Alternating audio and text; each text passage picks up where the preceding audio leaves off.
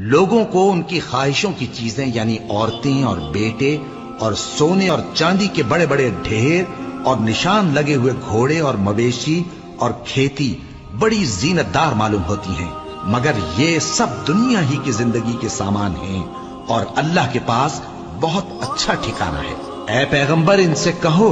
कि भला मैं तुमको ऐसी चीज बताऊं जो इन चीजों से कहीं अच्छी हो। सुनो, जो लोग परहेजगार हैं उनके लिए अल्लाह के यहाँ बागात बहिश्त हैं जिनके नीचे नहरें बह रही हैं, उनमें वो हमेशा रहेंगे, और पाकीज़ा बीवियां हैं और सबसे बढ़कर अल्लाह की खुशनूदी।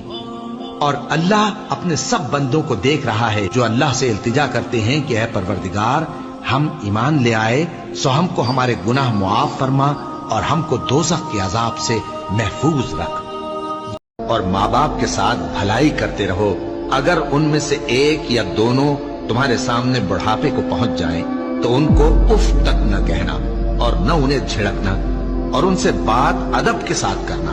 और इज्जो नियाज से उनके आगे झुके रहो और उनके हक में दुआ करो कि ऐ परवरदिगार, जैसा इन्होंने मुझे बचपन में शफकत से परवरिश किया है, तू भी इनके हाल पर रहमत फरमा।